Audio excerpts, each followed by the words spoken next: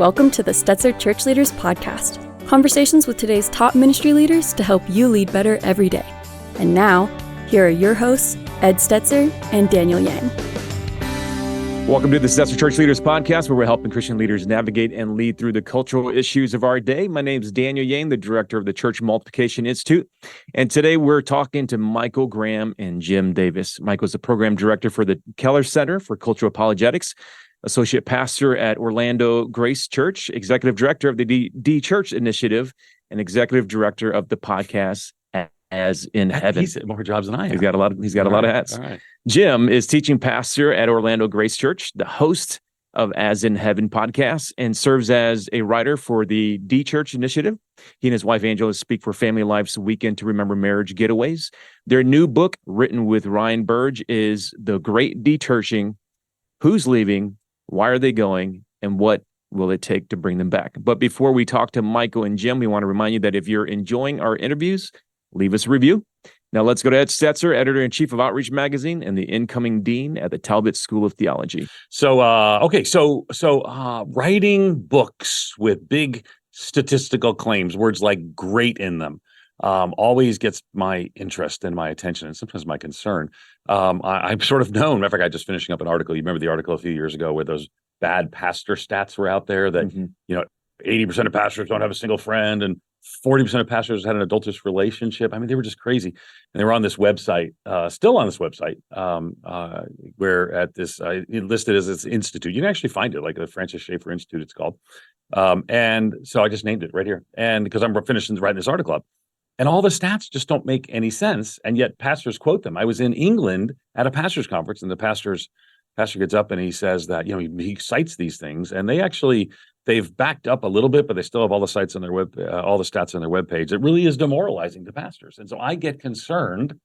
I wrote an article for USA Today when some of the news stories talk about Christianity is dying. And I think it was based on the Pew Forum landmark study they do every 7 years. And USA Today picked the title, it's Survey Fail. That's what they call it, Survey Fail. Christianity is not dying.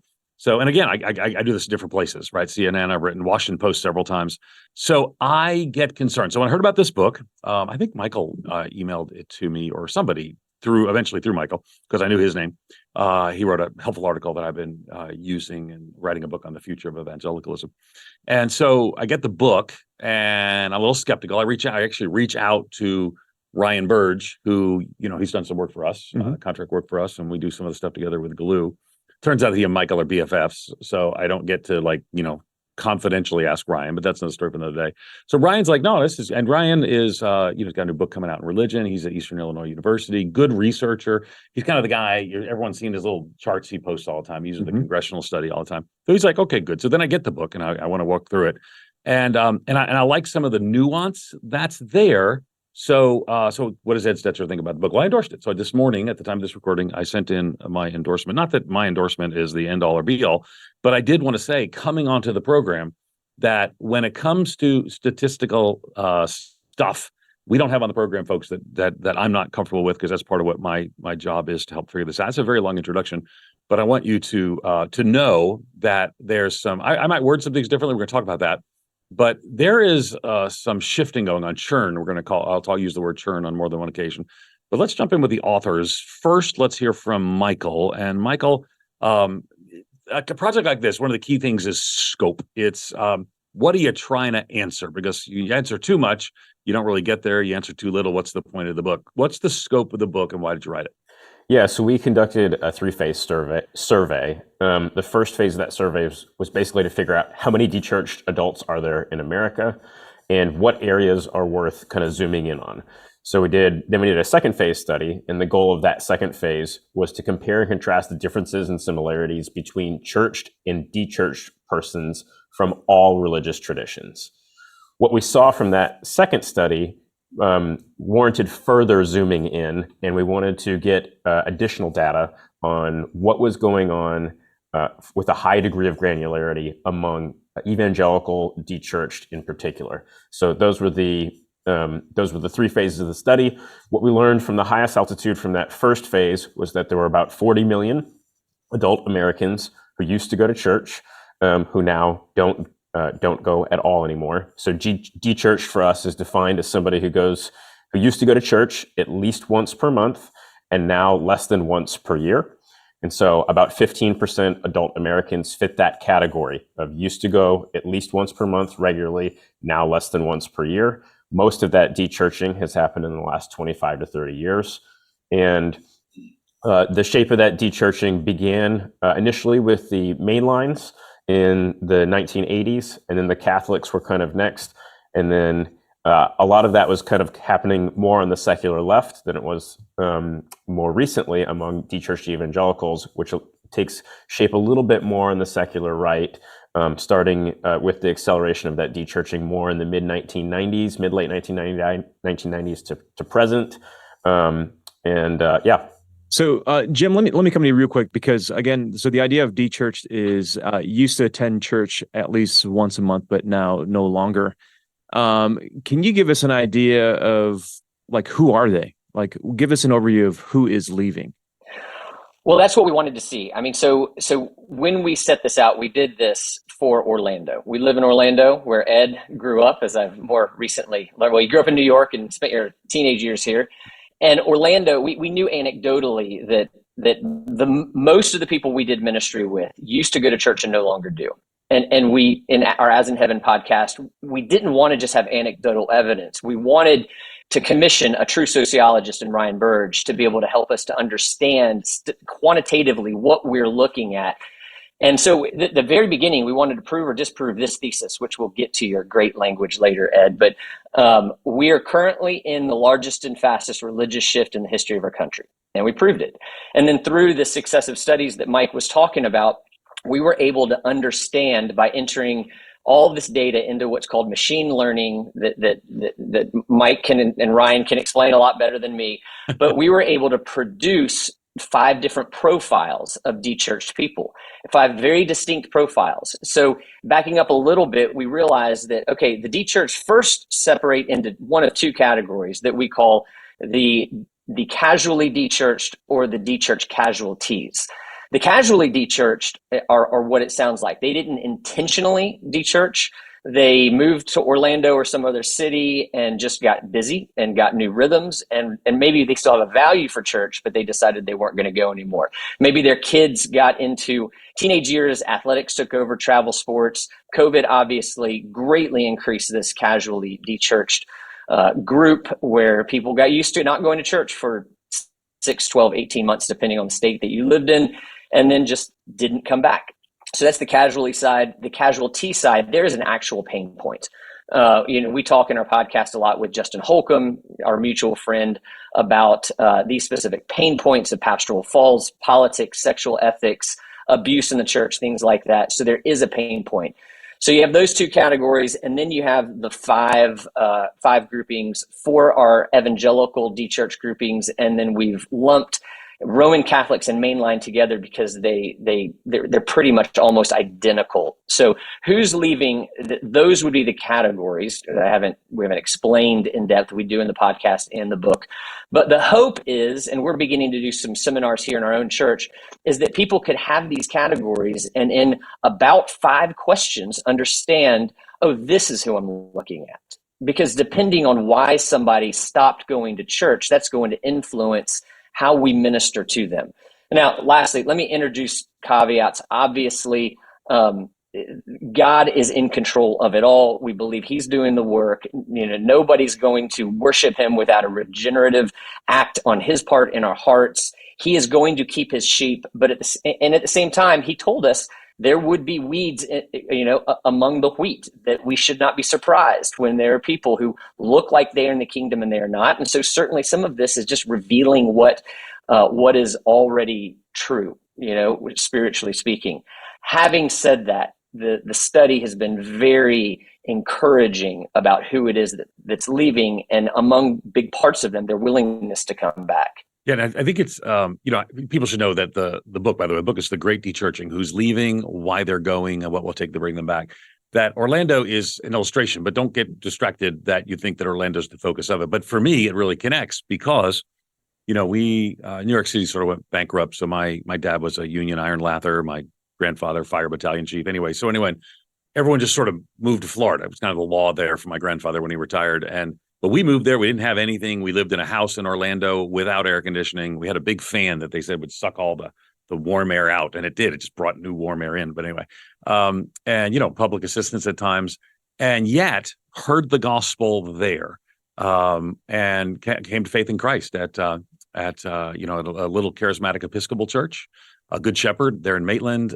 Then went out to be part of a church plant with Greg Brewer, who's now the bishop of the Diocese of Central Florida, Church of the New Covenant in Winter Springs. And in all that, man, it was a booming religious environment. So I would go. So this whole church plant grew to hundreds. My first job I was the sexton, SEXTON, of this Episcopal church. It basically meant I was the janitor. But this church blew up in size, and I was going every Tuesday night to Calvary Assembly, which is this huge building that you drive by. It's got 5,000 seats in it, and I talked to the pastor there. It's mostly empty, used for venues. It was this bastion. We used to do this thing. Now these festivals have sort of declined. We used to go to these things called Jesus Orlando, and tens of thousands of people would come. I was there with my girl, in high school, and today you go back. And, some people, my friend Steve Childers and others, calls, Orlando the graveyard of church planting, even after Vision 360, which, Al Weiss and everyone was going to plant these churches. And so I do find it interesting because it's not everyone's experience everywhere, but Orlando, in some cases, could be a bellwether of what's to come, and in some ways, what's coming. All right. So one of the things that I early on wanted to see is we have, again, we talked about 40 million. It's not that they've surveyed 40 million people. That's an important distinction. But 40 million people through representative sampling would project to be 40 million people. Now, if 40 million people leave a church, does that mean there are 40 million less people? What's the churn that's going on? Talk to us a little bit about that. We'll throw that to Michael, and then and either one of you can weigh in. So what does that mean? Are we just 40 million less? Are we 40 million smaller? Well, obviously, you have a lot of complex factors of things like immigration, people who have children and raise them in the church. So you have all the different demographics of population shifts and those different kinds of things. If you read the most recent Southern Baptist Convention report, obviously their membership numbers are down about 400,000 from the year before. Largest decline in history. Yep, we just crossed about 2 years ago the 50% mark of where 50% of Americans, more than 50% of Americans, for decades and decades, went to church, and so usually those figures were hovering around the 70% of Americans went to church for the large part of the 20th century, and even into a little bit into the early 21st century. But now those figures have gone below 50% now. So in terms of how many people are churched in America, it is now in active decline in terms of that dechurching is definitely impacting the total volume of people who are going to church. So you're talking to pastors and church leaders on this podcast, and can you help them understand, like, why are people leaving the church? You talked about first the mainline decline, and then also the Catholic decline, and evangelicalism probably is holding steady, but also maybe seeing, you mentioned Southern Baptist, a little bit of disenrollment maybe. But what's the reason why you're finding people are actually leaving and just stopping attending church altogether? So historically, it's really interesting to go back to the Cold War, because the end of the Cold War, it was a critical impetus in dechurching. So the 1990s were this really pivotal moment for the dechurching crisis that we're experiencing. So before the fall of the Soviet Union, to be American was to be Christian. I mean, if you talk to people a little bit older than us, if somebody said, I'm not a Christian, it was not uncommon for people then to ask, well, are you a communist? I mean, it was just such a jump that seems weird now, but it was under the Eisenhower administration, not coincidentally, that In God We Trust was added to our money, under God was added to the pledge, because our government wanted to perpetuate this idea that to be American is to be Christian. And we're fighting this battle against this atheistic evil over on the other side of the world. So when the Soviet Union fell, there was now freedom to say, to be both American and not Christian. So that was a really important thing that contributed to the dechurching. Then, of course, the rise of the internet. People don't really attribute a lot of that to the 90s, but in 1994 was when you had your first internet cafes opening. That's when you could go, on your own and begin to research views that are different than what you grew up with. Most libraries and public schools by the end of the 90s had access to the internet. And then you had this polarization, this political and religious polarization where there's a lot of overlap that really contributed to people saying, gosh, if I have to choose between these extremes, I just think I'm out. So the 1990s was incredibly pivotal to what's going on. Ryan Burge has done a lot of really good work on the Trump era and its contribution, COVID and its contribution.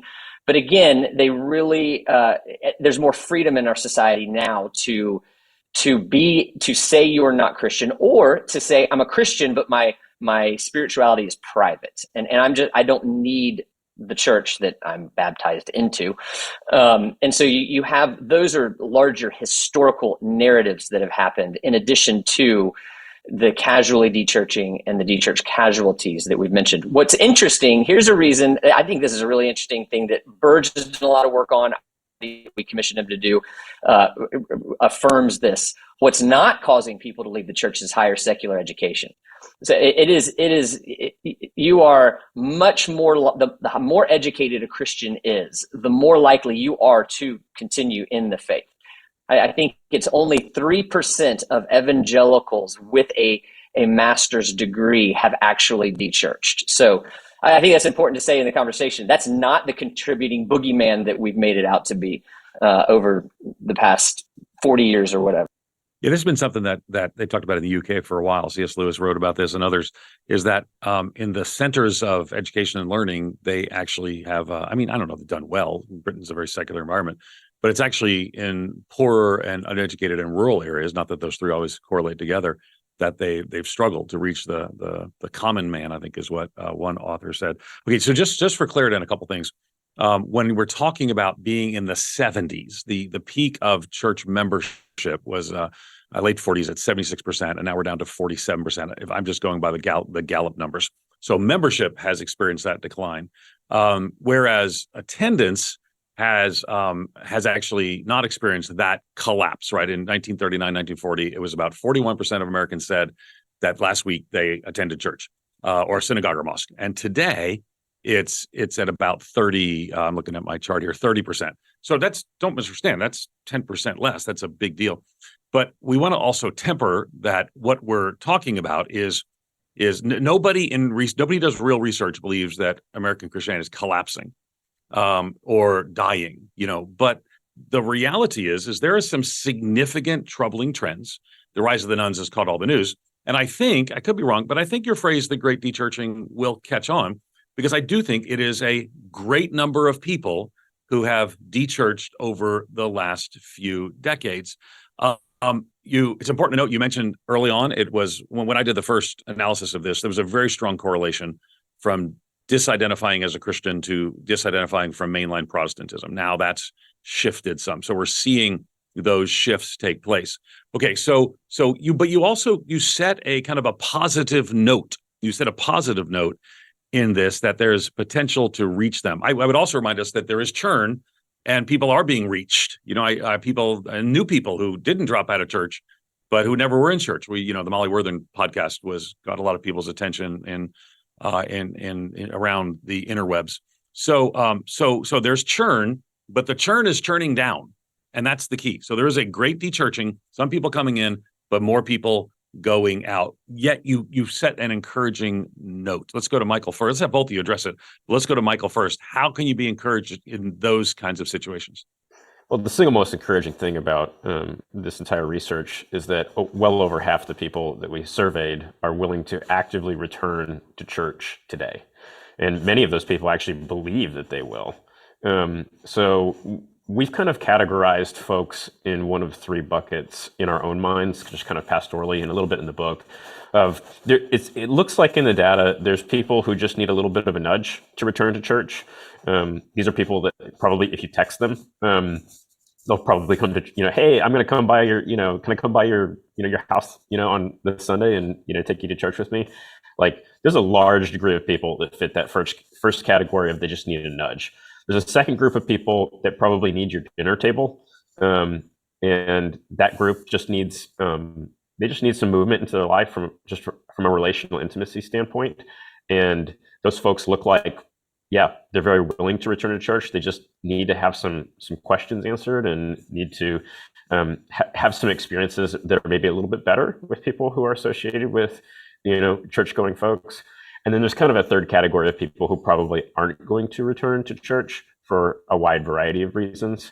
But it's good to, I'm of the personal opinion that I don't like to shed relationships based on any kind of external factors or decisions that people make. So I think it's good to stay in people's lives. But I think that the good news, though, is that, of those 40 million people, over 20 million of them are willing to return to church today. And the reasons why that they said are very, by and large, very reasonable. In many ways, they just want to have better relationships interpersonally with other individuals. And then they want to be connected to healthier institutions. So I think those are the two big categories of, places where we have opportunity to learn and grow and do better. And just, it's relational wisdom on the interpersonal standpoint. And it's building churches and institutions that that promote a gospel that's true, good, and beautiful all at the same time. If we do those things, lots of people are going to return, like millions and millions of them. So that's where there's just tremendous hope. And most of those things that just kind of outlined, do better, be better, in terms of relational wisdom and build healthier churches. Well, those are things that are within our control. So that's good news.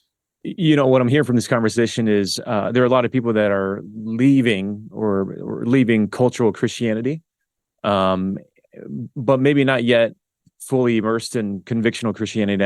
Maybe it's important to nuance that.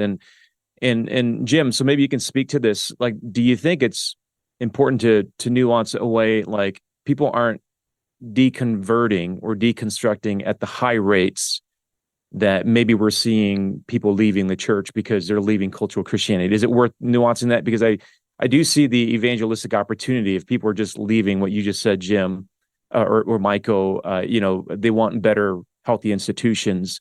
It seems to me that there's a great opportunity for evangelism if we can recognize that people are leaving cultural Christianity. What are your thoughts around that, Jim?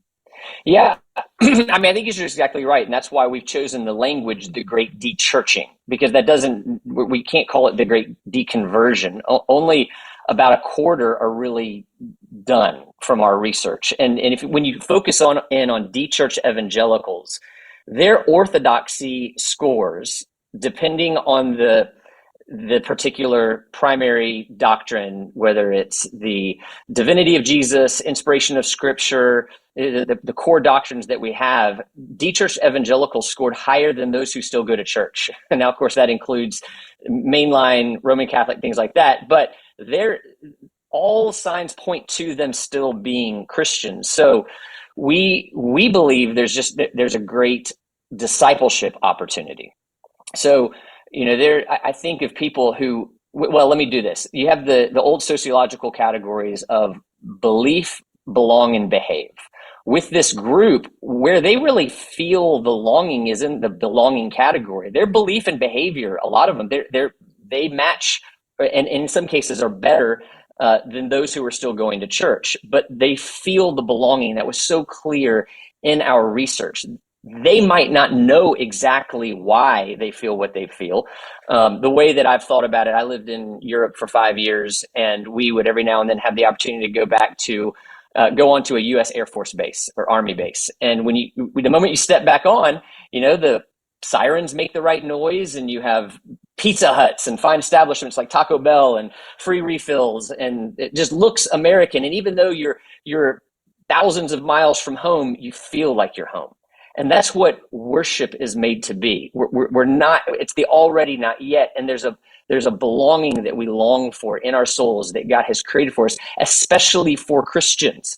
And so there's a discipleship opportunity that a church in Columbia, Missouri called The Crossing, an EPC church, who really gave us this this research was expensive, and they greatly assisted us in funding this research. So we gave them the executive summary, and they looked at this discipleship opportunity, and they looked for the lowest hanging fruit that Mike was talking about.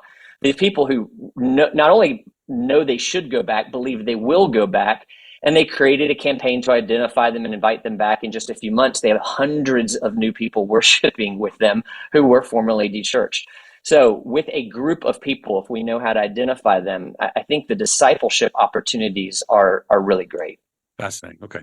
So, and important as well. Okay. So I think it's probably worth nuancing or detailing some of what Daniel said, and you guys have already talked about as well. Let me remind everybody that the title of the book is The Great Dechurching: Who's Leaving, Why Are They Going, and What Will It Take to Bring Them Back? So that the Great Dechurching is not, and this is part of the challenge, is that we conflate things. We see the news, particularly the Christian news, of deconversion. And there might be, the sons of or daughters of prominent Christian leaders. And so we see that, and there's been some of that. Our colleague here at Wheaton, Michael Lee, had him write an article for Outreach Magazine. He did his PhD dissertation on missionaries and pastors who've deconverted. So that's a real thing. Don't misunderstand. That really happens. That statistically is small in the context of the whole. And many people who are dechurching had loose bonds to start with. One of the things I've talked about, I won't have time to go through it all, but if you're interested, you can go to my Outreach Magazine column on the thirds and of church post-COVID. The back third of the church, if we see them as the least involved, they were the loosely connected, and they mostly disconnected during, particularly if you're in a high shutdown state, in the last few years. So loosely connected people have become mostly disconnected, and that's a pattern that we see recurring. But they didn't leave mad in many cases. They didn't leave hurt in many cases.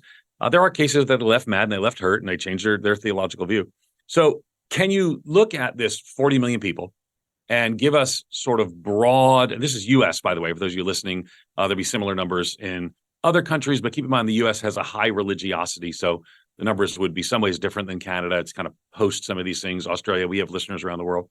But in the U.S. context with 40 million people, kind of look at what are some of those categories, chunks of people, you do that in the book. What are some of the chunks of people how you would describe these leavers?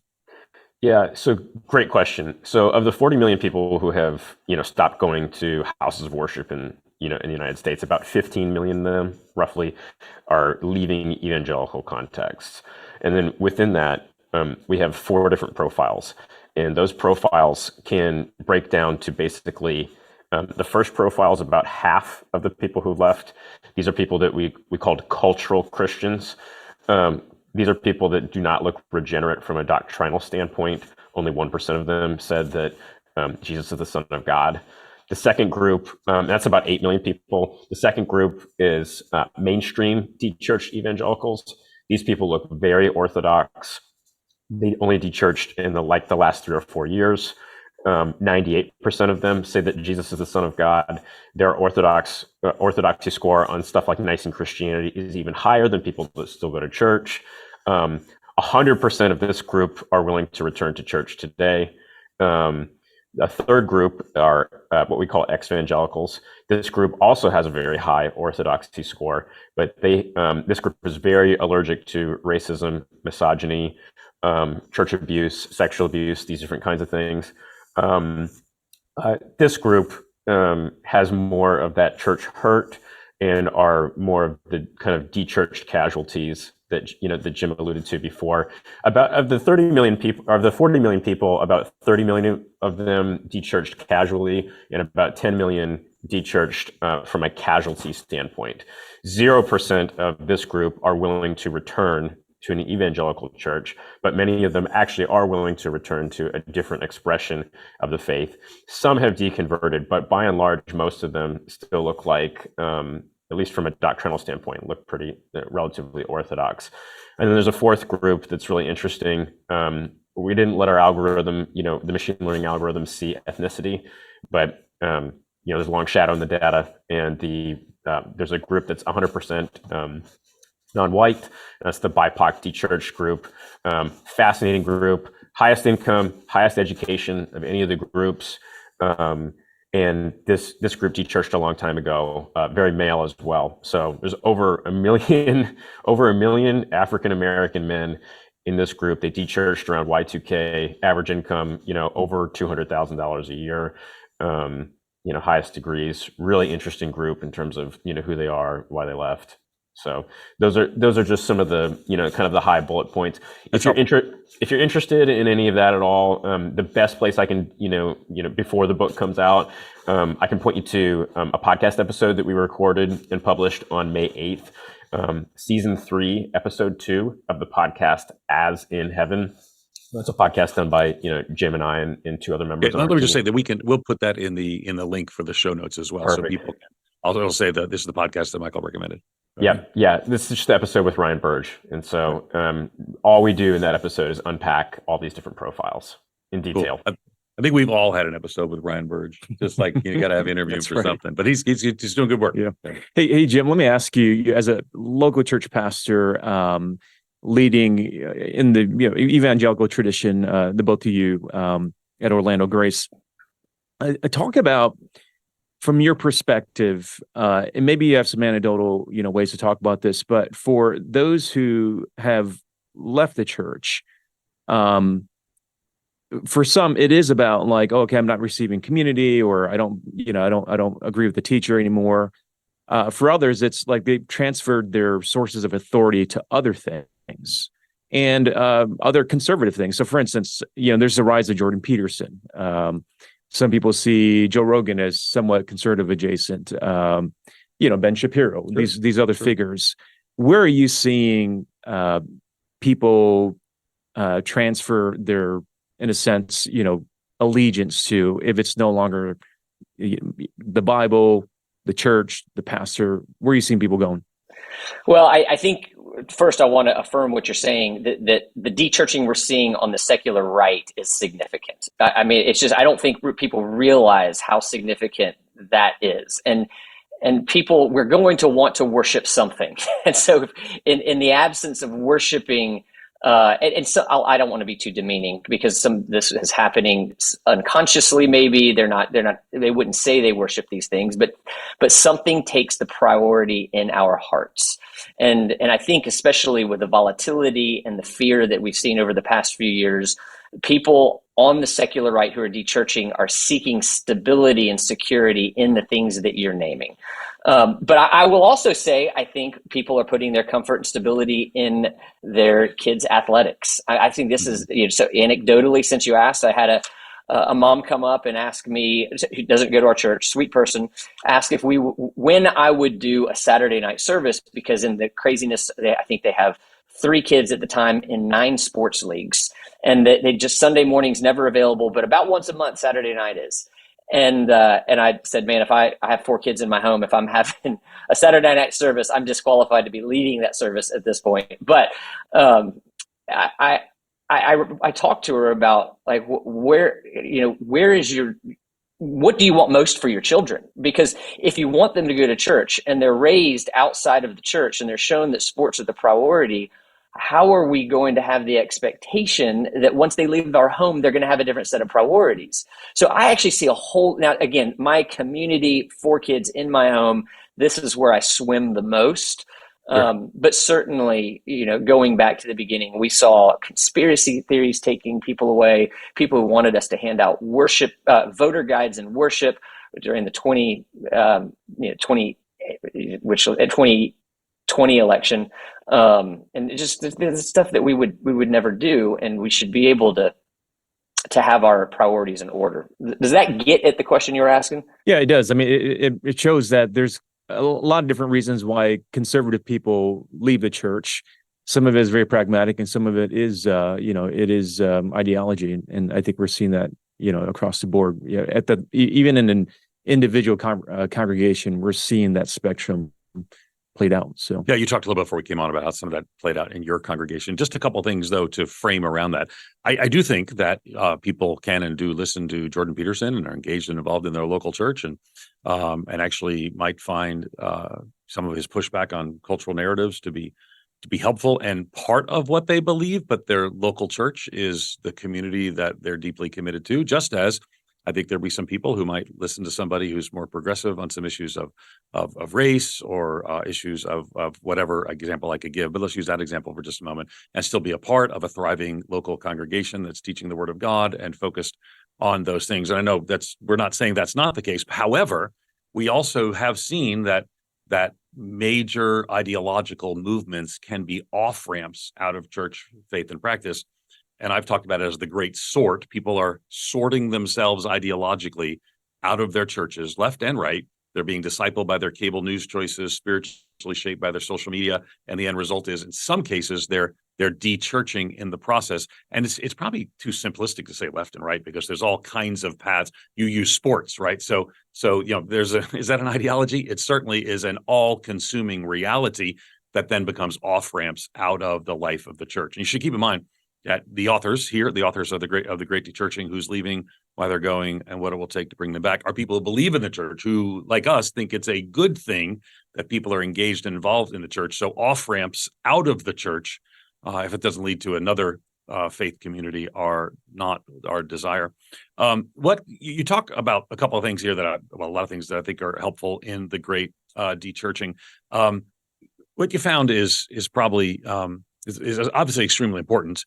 What are key takeaways and action steps for them? Because I don't want to just talk about some of the realities. And I would say, too, there's a lot here.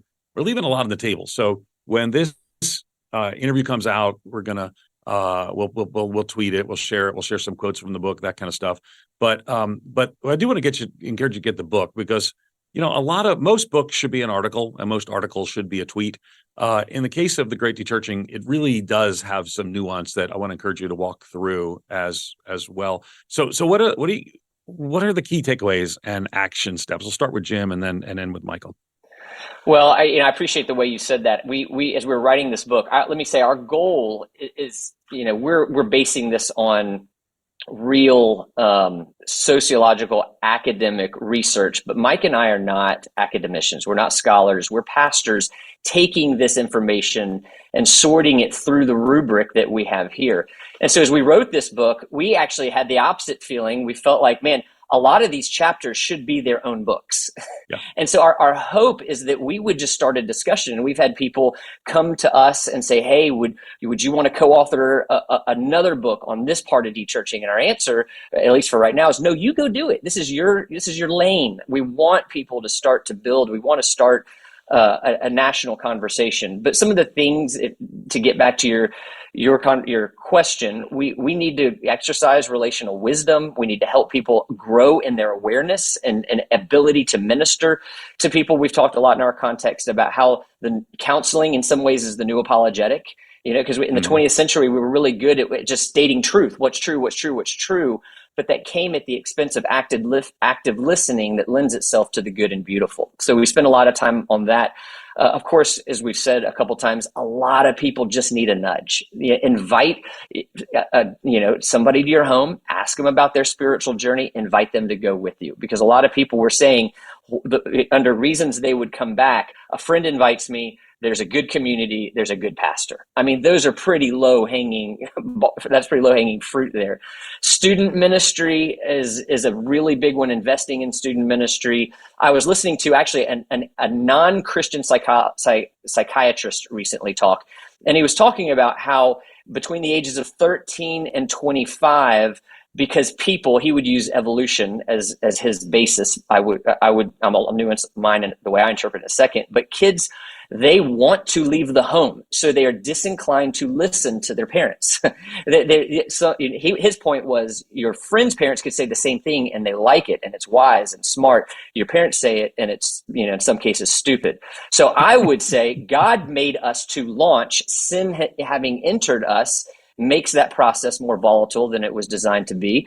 But this is why our children need to be in a community where they are being told the same things that we're telling them by other people, because I do think that they are made to leave, and because of sin, we need to be. And not that community was a result of sin, but it's another added benefit in light of our fallen nature. We need to prioritize mental health in the church. And so this can look bringing counselors who are licensed counselors or biblical counselors into your context that people have access to. When I'm preaching on certain topics, I'm running this by mental health experts in our community to understand how to talk about it the right way. My wife is a mental health professional. Leaning into the holistic gospel. This gets at the true and the good and the beautiful part. And then we spend some time at the end of the book talking about embracing exile.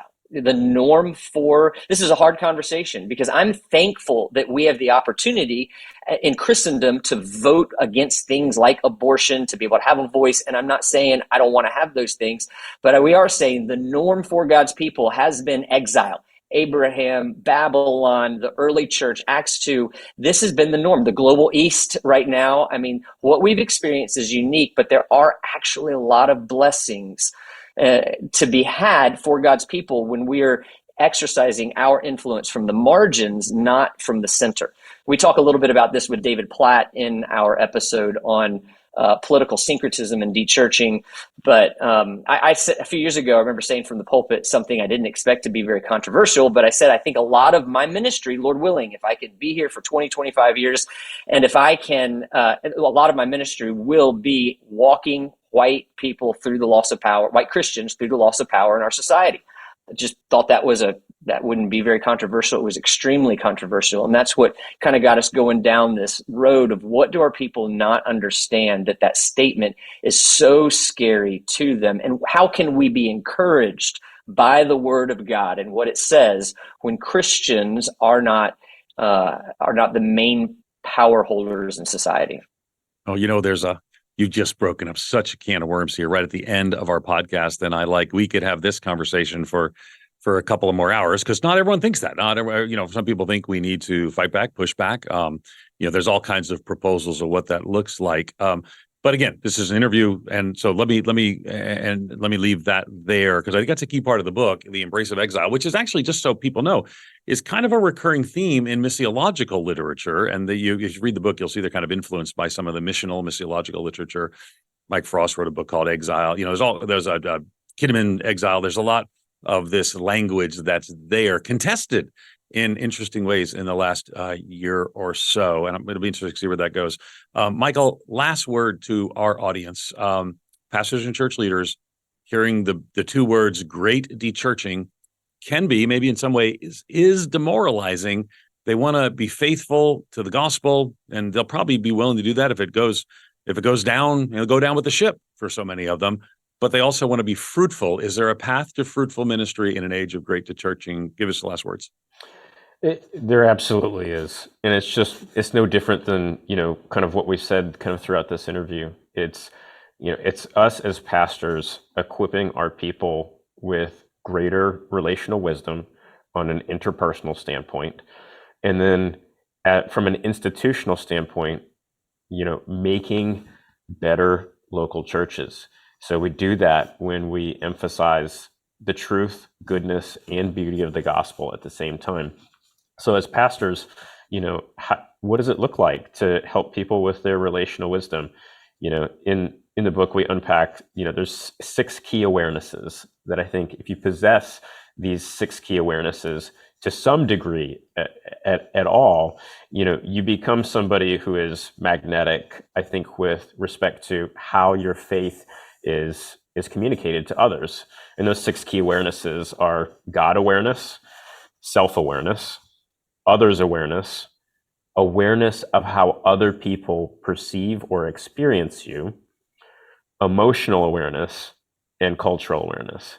And I think people that possess, these 6 things to any real significant degree, they're able to navigate hard and complex situations and conversations with deftness and with persuasiveness and with a magnetic quality to them. And I think so many of the reasons why people have chosen to leave church have boiled down to relationships that have disappointed them, and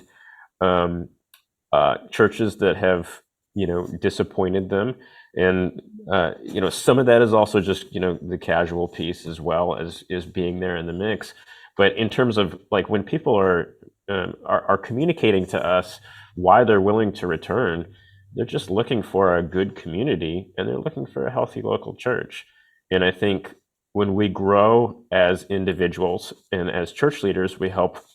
That has to start with us.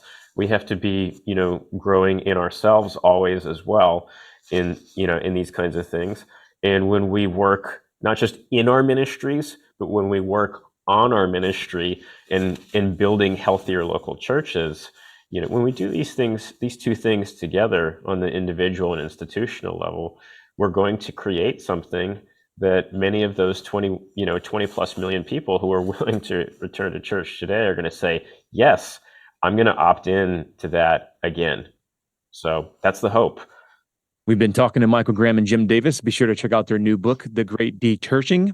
Who's leaving? Why are they going? And what will it take to bring them back?